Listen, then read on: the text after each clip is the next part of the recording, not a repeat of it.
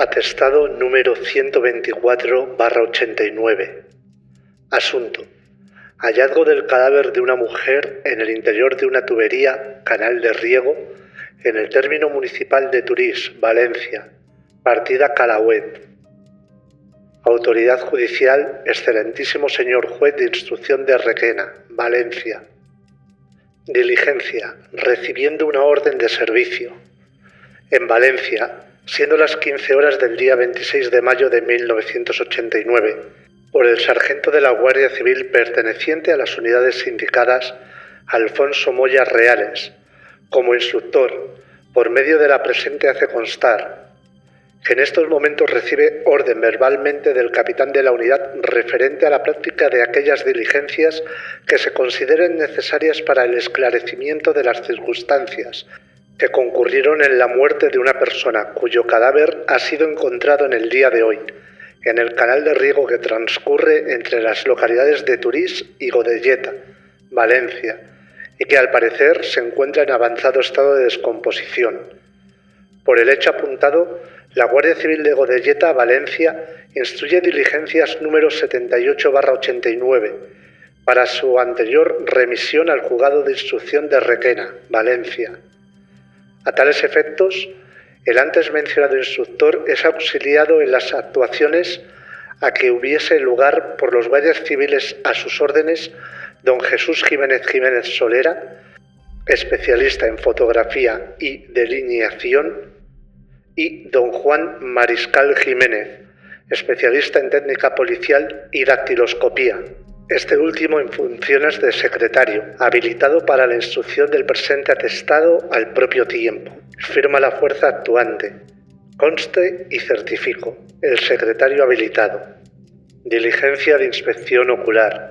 En Turís, Valencia, siendo las 17 horas del día 26 de mayo de 1989.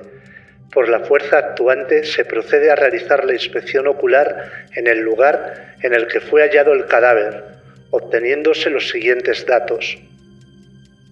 El punto exacto se localiza en el canal de riego que va desde el pantano de Forata hasta Torrente, Valencia, en el tramo cubierto, tubería, que transcurre por la zona conocida como partida Calauet, término municipal de Turís, a donde se llega desde Godelleta, Valencia, circulando por la carretera C3322, con dirección a Turís. El canal señala en la entrada de la tubería con dirección oeste, aproximadamente el punto kilométrico 13. El acceso al interior de la tubería está vaerado físicamente por la instalación de una reja metálica y de considerable peso, la cual abre hacia el exterior en sentido vertical. Levantando esta reja se permite la entrada de personas simplemente encorvándose. Por la ligera pendiente hacia el oeste, las aguas pluviales y materia de suspensión discurren en ese sentido hacia el interior del tubo, si bien el curso normal de las aguas del canal lo hacen en sentido contrario. Según noticias recabadas, este canal no lleva agua normalmente desde el pantano. Asimismo, a la entrada de la tubería existe un desnivel pronunciado, con acumulación de ramas y hojas. Al parecer obedece a razones técnicas de construcción para mitigar la diferencia de cotas. Auxiliados de luz artificial en la tubería, se entra en la tubería por el punto ya situado anteriormente y se calculan unos 20 o 25 metros aproximadamente hasta el lugar donde yace el cuerpo de una persona. Se examina el cadáver in situ y se comprueba que está en posición de cúbito supino, con la cabeza girada hacia el hombro izquierdo. Su estado es de avanzada putrefacción, conservando en la cabeza cierta cantidad de cabellos. Su pierna izquierda está completa, mientras que la derecha carece de pie a partir de unos centímetros por debajo de la rodilla. Su brazo izquierdo extendido al mismo lado, costado, con falta de su mano, en tanto que el brazo derecho lo tiene cruzado por debajo de la espalda y llega a la altura de la mano izquierda inexistente. Tanto la cabeza como la mano derecha están aparentemente desconectadas del resto del cuerpo. tal vez por efecto de la misma putrefacción. Junto al cadáver se acumula barro, tanto que digo en los hombros como en las piernas. Viste las siguientes prendas: un jersey de lana color lila, de cuello alto que abre con una cremallera al cuello y frontalmente, y un calcetín en el único pie que conserva, de color rojo, y al parecer de lana o tejido similar. Como características, en el modo de vestir dichas prendas se observa doblez o vuelta hacia abajo del calcetín, como si estuviese remangado hacia abajo, y también doblez o vuelta con la bocamangas del jersey, así como en el cuello del mismo abierta su cremallera totalmente. Ordenado por la autoridad judicial competente y allí presente, se procedió al levantamiento del cadáver y una vez en el exterior del tubo, se descubre en el mismo que lleva debajo del jersey dos camisetas. Una que predomina el color azul o lila sobre fondo claro, estampada a modo de fotogramas de cine, celuloide, con varias figuras: músico con saxofón en la parte superior derecha, pecho, cara de hombre de perfil debajo del músico, y un hombre con prenda de cabeza tipo policía en la parte superior izquierda, pecho. La otra camiseta oscura, con franja horizontal color azul, verdoso, a la altura del pecho, y en plano superior un jinete sobre caballo rojo, que juega al polo, y la inscripción Announcing the Opening of the Royal Country Versailles Polo School. Asimismo, al sacar los restos humanos, se descubrió debajo del cuerpo unas bragas oscuras, al parecer negras, y una funda de machete también de color oscuro, la cual se recoge para su remisión a la autoridad judicial. Por el color de la piel, de los glúteos, nalgas, una vez limpios superficialmente, puede decirse que se trataba de una persona de raza blanca. Los olores que se perciben son los característicos de la putrefacción, sin distinguirse otros ajenos a dicho proceso natural. Para mejor comprensión de cuanto antecede y como ampliación de datos y aspectos, se unen los siguientes anexos. Anexo 1 con fotocopia parcial del plano sobre la zona en la que fue hallado el cadáver y anexo 2 con reportaje fotográfico. Firma la fuente actuante, consulta y certifico el secretario habilitado para las presentes.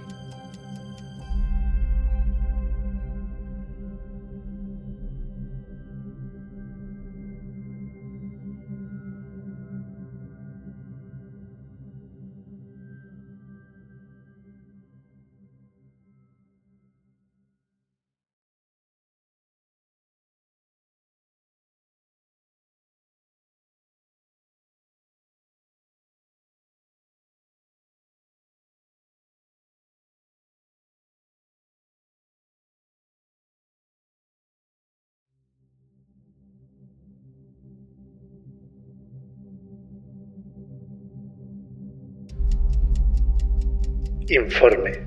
En Valencia, a 4 de julio de 1989.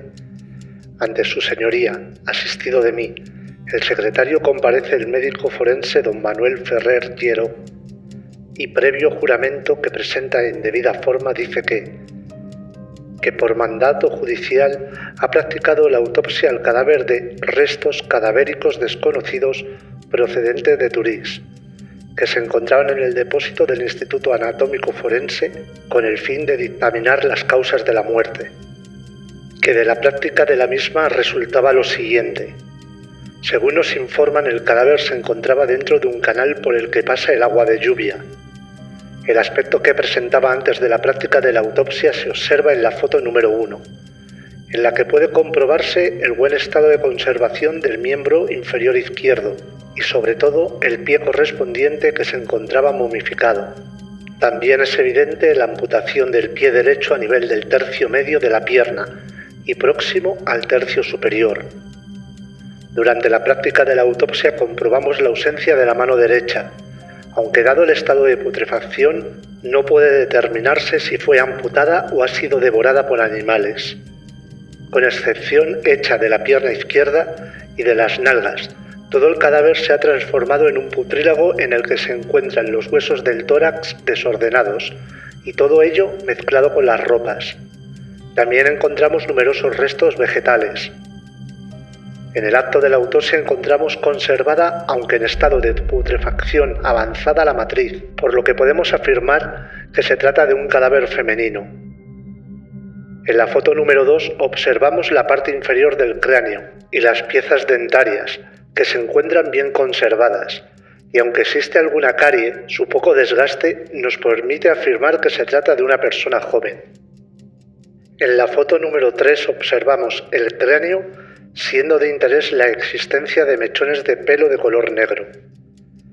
En la foto número 4 también observamos la parte inferior del cráneo y visualizamos la destrucción del maxilar superior izquierdo. En la foto número 5 se recoge un detalle de los restos durante la práctica de la autopsia. En la foto número 6 se visualiza el miembro inferior izquierdo, apareciendo el pie momificado. Las fotos número 7 y 8 muestran la unión de la extremidad distal y proximal de tibia y peroné, encontrándose en ambos extremos el mismo tipo de muescas, originados indudablemente por el instrumento que se utilizó para seccionarlas. En las fotos número 9, 10, 11, 12, 13, 14, 15, 16, 17 y 18 se recogen diversas fotografías realizadas después de haber sometido las ropas durante 2 semanas a lavados repetitivos, siendo de interés los detalles particulares de las mismas, así como las secciones en las fotos 13, 14 y 18, originadas por un instrumento cortante y que nos permiten afirmar con independencia del momento de producción, pues estas secciones se originan con mucha frecuencia en el momento del levantamiento del cadáver, su similitud referente al instrumento de producción y su orden de producción de dentro a fuera y de mayor a menor. A continuación se procede a medir un húmero y un fémur, cuya longitud es de 28 y 40 centímetros respectivamente. La planta del pie mide 21 centímetros. A renglón seguido preparamos el cráneo, el húmero y el fémur y cerramos los fragmentos proximales y distales de tibia y peroné para remitirlos al Instituto Nacional de Toxicología, sección de criminalística. También se remiten 2 fragmentos de pie del músculo izquierdo para comprobar cicatrices. Consideraciones médico-legales. De los resultados obtenidos en la práctica de las autopsias concluimos que se trata de un cadáver de una mujer joven, cuya estatura, según las tablas de Orfila, es de 145 centímetros, según la de Pierre de 148 centímetros y según la de Rollet se encuentra entre 146 y 149 centímetros, por lo que la definitiva la talla debe estar comprendida entre 145 y 148 centímetros. Para el examen macroscópico del pie encontrado, quiero decir autopsiado, el 30 de enero de 1989 y los extremos proximales de la pierna amputada del cadáver, podemos afirmar que el citado pie pertenece a este cadáver, pues la diferencia del medio centímetro de longitud se debe a la momificación del pie izquierdo. Se deja el pie en el ataúd que contienen los restos cadavéricos. Hemos de señalar que en su día se determinó que el grupo del pie y este era AB factor RH positivo. Conclusiones provisionales. Primera, se trata de un cadáver del sexo femenino. Segunda, por los datos recogidos durante la autopsia se trata de una mujer joven. Tercera, la talla de dicha mujer está comprendida entre 145 y 148 centímetros. Cuarta, el pie autopsiado el 30 de enero de 1989 pertenece a este cadáver, por lo que podemos afirmar que los restos tienen una antigüedad aproximada de casi 4 meses. Quinta, se va a proceder al envío de la totalidad de los restos al Laboratorio de Antropología Forense de la Escuela de Medicina Legal de la Universidad Complutense de Madrid para su estudio, por lo que una vez dispongamos de los informes correspondientes, daremos las conclusiones definitivas. Leída que les fue, se ratifican y firman con su señoría. Doy fe. Informe número 35.641. Instituto Nacional de Toxicología, Departamento de Madrid. Procedente del Juzgado de Instrucción número 13 de Valencia, se han recibido en el Instituto de mi dirección piezas de convicción para su análisis que interesa a dicho juzgado en virtud de diligencias previas número 288/89 por la muerte de una hembra desconocida. Análisis criminalístico. Muestras remitidas. 3 bolsas de plástico conteniendo la primera un fémur, la segunda un húmero y la tercera una extremidad cefálica sin anterior, junto con atlas y axis. 2 bolsas de plástico conteniendo el primero fragmentos proximales de tibia y peroné derechos, de un cadáver aparecido el 27 de mayo y el segundo bote fragmentos distales de tibia y peroné derechos aparecidos el 18 de enero. Análisis solicitado. Confirmación de los estudios realizados por el forense. Análisis realizados. Antes de proceder a la limpieza de las muestras, observamos el estado de putrefacción de cada muestra por separado, encontrando que las que habían sido remitidas en bolsas conservan partes blandas soporificadas a nivel epifisiario. A nivel de extremidad cefálica se entremezclaban la saponificación junto con restos de partes blandas en periodo de putrilagoso. Las muestras del bote número 1 mostraban una médula ósea fuertemente saponificada, mientras las que del bote 2 mostraban una superficie de corte óseo color rojizo, de aspecto sanguinolento, y los restos de partes blandas no estaban saponificadas, a la vez que desprendían un fuerte hedor. Tras la limpieza de las muestras comprobamos que todas ellas, en principio, pudieron corresponder a un mismo cadáver, dado el aspecto macroscópico de los huesos en cuanto a las proporciones, grados de madurez, desarrollo muscular, sexo, etc. Este extremo, sin embargo, no puede ser asegurado con total garantía más que cuando se cuenten con articulaciones cuyos elementos son perfectamente conjugables. En cuanto a los restos de los botes número 1 y número 2, podemos afirmar que pertenecen a un mismo sujeto, puesto que la línea de fractura se corresponde perfectamente al nivel de peroné y escasamente a nivel tibial. Ver fotos 1 y 2. Por lo tanto, complementando los datos obtenidos por el forense con los hallados en el laboratorio, podemos afirmar que todos los restos remitidos corresponden al mismo individuo de la especie humana.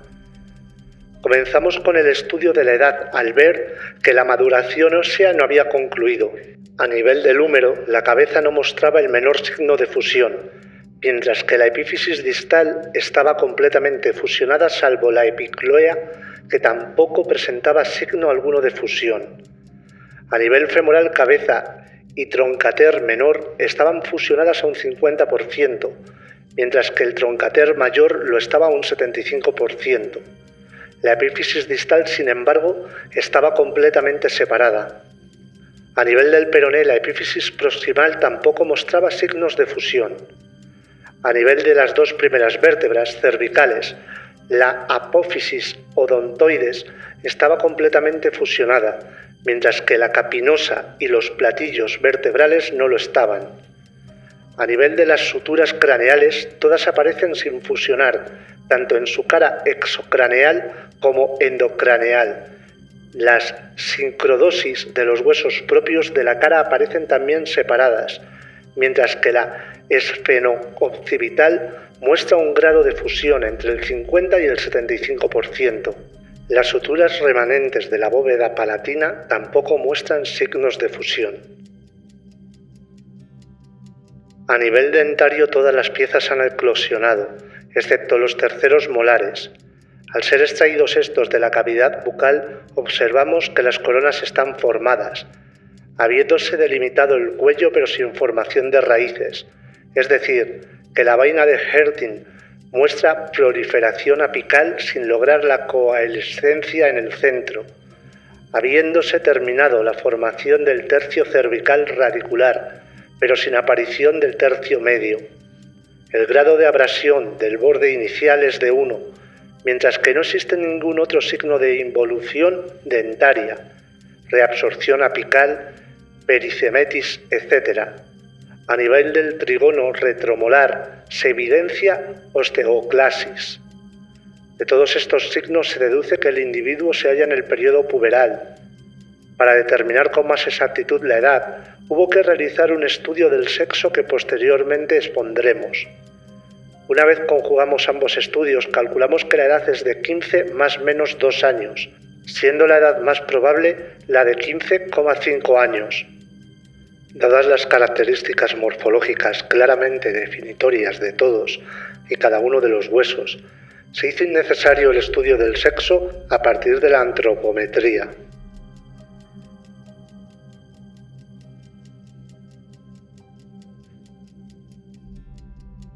Así el húmero es pequeño, grácil, recurvado, torsionado, con fosa olicriana semiperforada, cabeza de diámetro vertical pequeño, epífisis distal de anchura máxima pequeña y grosor medio diafisario escaso.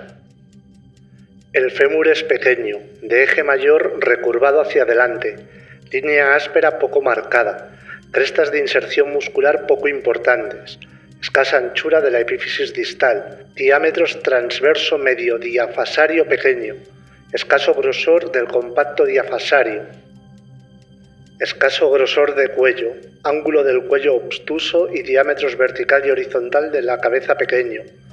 El cráneo es pequeño, ligero, de escaso grosor de diploe, esplacno cráneo grácil, frente recta y vertical, de eminencias frontales amplias, redondeada, despejada e infantil, eminencias parietales pronunciadas, área occipital de protuberancia y crestas inserción muscular poco o nada marcadas, cóndilos occipitales pequeños y bifacetarios, agujero occipital redondeado, apófisis mastoides pequeñas que favorecen la inestabilidad del cráneo sobre el plano horizontal, ondulaciones supraorbitarias pequeñas, articulación frontonasal curva al continuarse el frontal de los nasales, aplanamiento de las eminencias superciorales y de glavea, órbitas redondas y amplias, anchas y altas, de rebordes con margen no romo,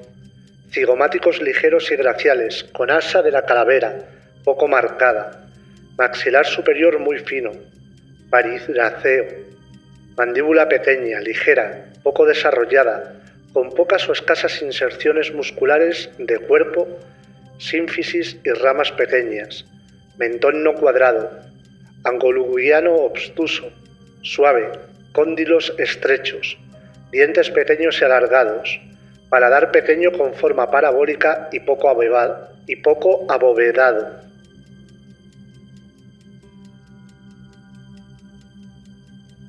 De todo ello se deduce que se trata de una mujer. Para el estudio de talla utilizamos las longitudes de los huesos largos completos, fémur y húmero, que son de 39,1 centímetros y 27,5 centímetros respectivamente. Aplicamos las tablas de Trotter y otros autores franceses, etc.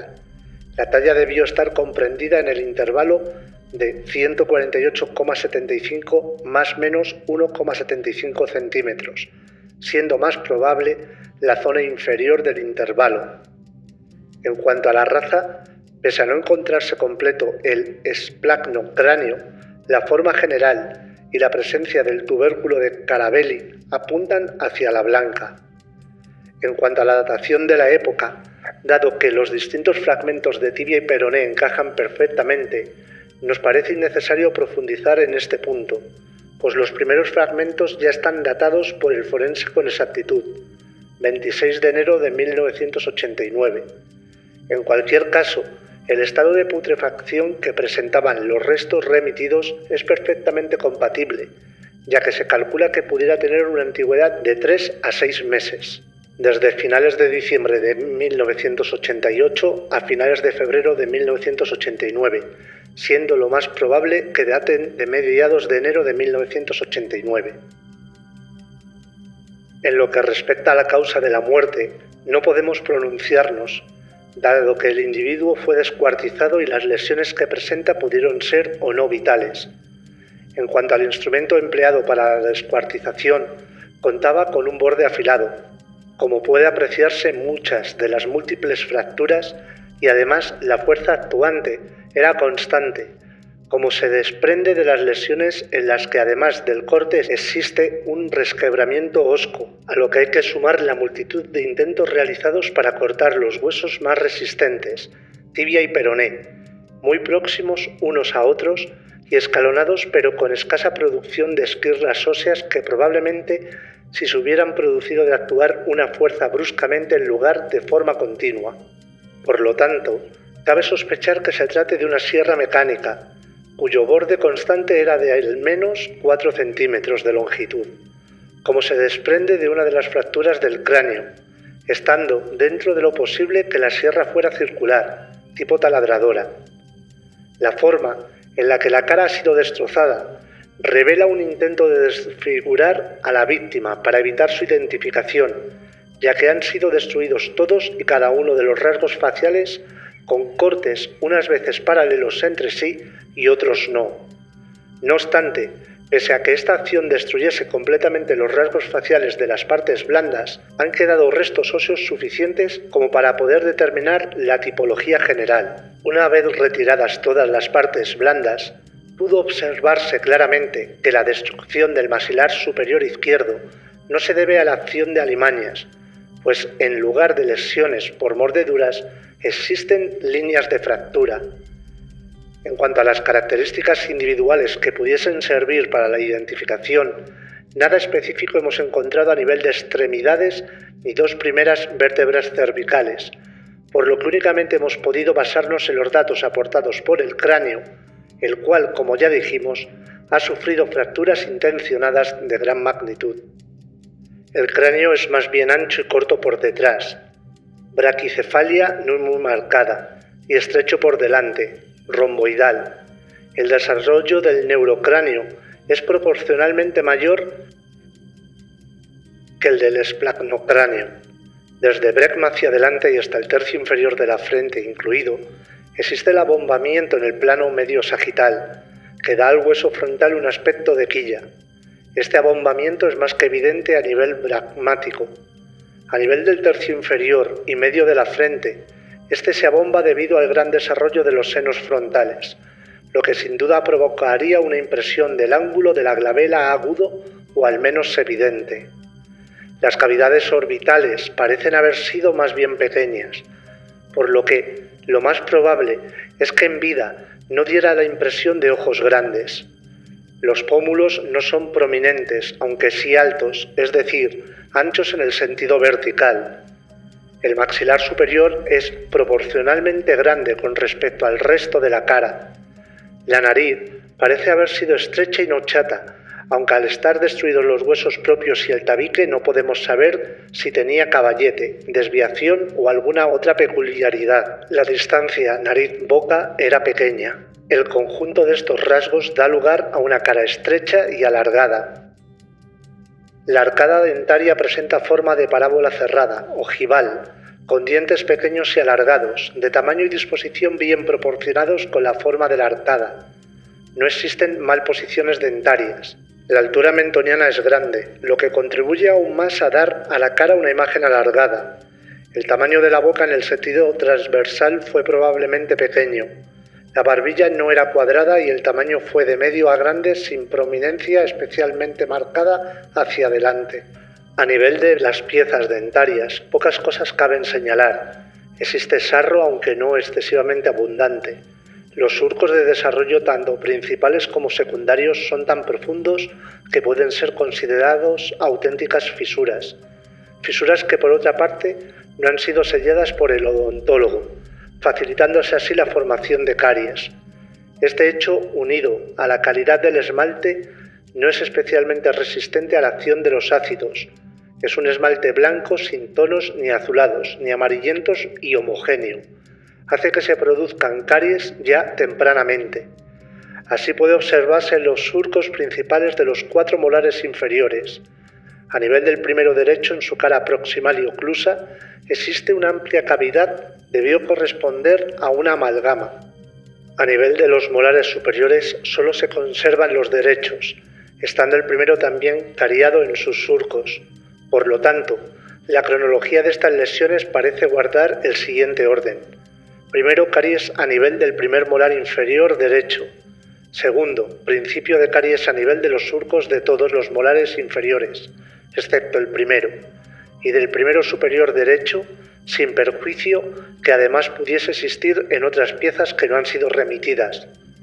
Finalmente, y como otras características de individualización, diremos que existe patología a nivel de la ATM, pues el cóndilo izquierdo muestra una lesión osteolítica, deformación de la superficie articular y de la forma anatómica en general. Es muy probable que, dada la corta edad de esta persona, aún no se hubiese presentado en clínica evidente e insidiosa, y que quizás ésta se circunscriba exclusivamente a un chasquido en el lado derecho o en una cierta tendencia a las subluxaciones. Se le desencaja frecuentemente la mandíbula, pero no de forma completa. En cuanto al posible tipo constitucional que sugieren cráneo y cara, es probable que fuese de predominio leptosomático, aunque no característico. El pelo que conserva el cuero cabelludo saponificado era de color castaño muy oscuro, casi negro, de forma lisa, escasamente ondulada, de largo medio, es decir, que podría considerarse como una melena muy corta o como un pelo corto muy largo. Finalmente añadir que, dada la escasa fusión de la metáfisis, el periodo de crecimiento estaba lejos de haber concluido.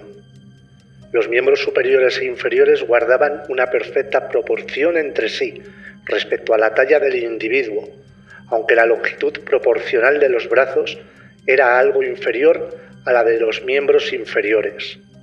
Por el tamaño y disposición de los orificios externos, de los conductos carotideos y fosa yugular, así como por los agujeros transversos del atlas y axis, puede deducirse que lo más probable es que se tratase de un individuo diestro.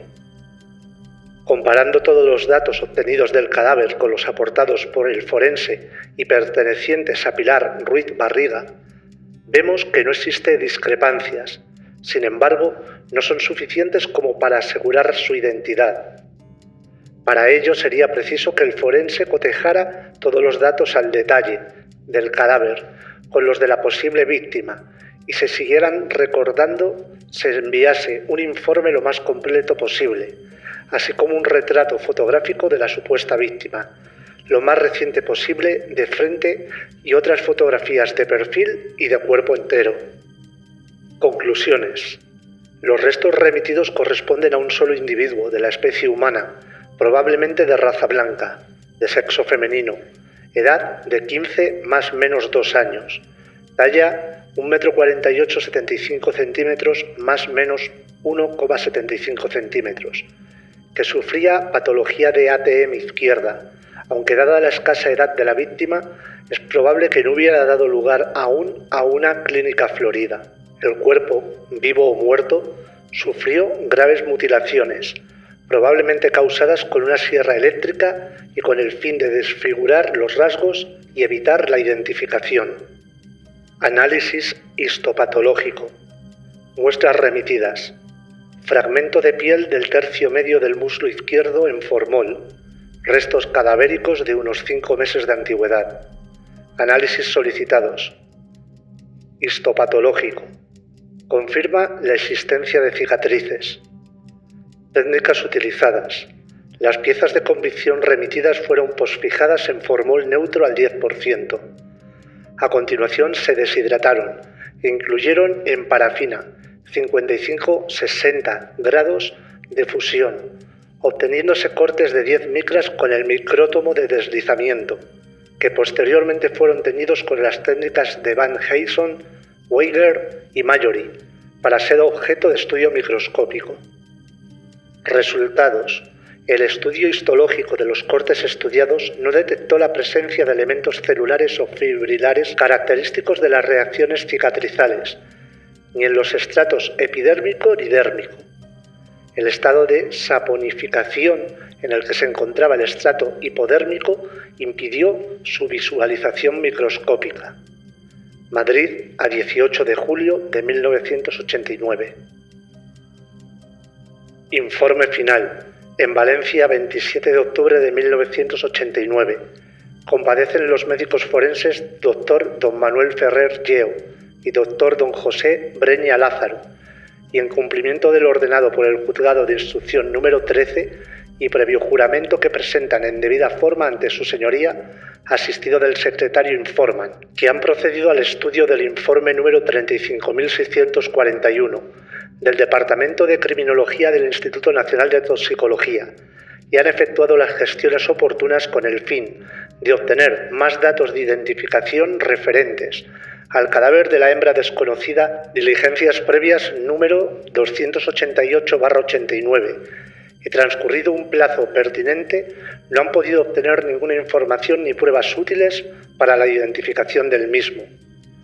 Por todo ello, y como continuación al informe previo de autopsia del 4 de julio de 1989, exponen que, estudiados todos los antecedentes a que hemos hecho referencia, y en concreto el informe del Servicio de Criminalística, consideramos que el cadáver estudiado pertenece a una mujer joven, de una edad próxima a los 15 años, y cuya talla se encuentra entre los 145 y 148 centímetros, que en el momento de ser autopsiado el referido cadáver habían transcurrido aproximadamente 4 meses desde el momento de la muerte, que a dicho cadáver le había sido amputada la mano derecha y el pie derecho, y además se le había desfigurado el rostro, existiendo numerosas secciones de partes blandas y fracturas óseas, originadas en maniobras para desfigurar el rostro. Dichas lesiones se centran fundamentalmente a nivel del maxilar superior izquierdo de la cara, que se ratifica que el pie autopsiado el 30 de enero de 1989 pertenece a este cadáver, y no descartamos que la mano autopsiada el 27 de enero de 1989 perteneciera al mismo cadáver, pues aunque exista una discrepancia referente a que en dicho informe figura que era la del lado izquierdo y que daba la sensación de haber permanecido en un líquido conservador, las características de la sección son coherentes con haber sido originadas con una sierra mecánica, instrumento probablemente causante de la totalidad de las lesiones encontradas en el cadáver. A la vista de lo anteriormente expuesto, llegamos a las conclusiones. Primera, que se trata del cadáver de una mujer joven. Segunda, que su edad era alrededor de los 15 años y medio. Tercera, que la media del cadáver es de 145 a 148 centímetros. Cuarta, que el cadáver fue descuartizado siéndole amputadas la mano y el pie derecho y desfigurando el rostro. Quinta, que posiblemente se utilizó para ello una sierra mecánica. Sexta, que ningún dato de la autopsia se opone a que dichos restos pertenezcan a Pilar Ruiz Barriga. Séptima, que los datos que contamos no son suficientes para afirmar con seguridad dicha identidad. Leída, se ratifica y firma con su señoría, doy fe.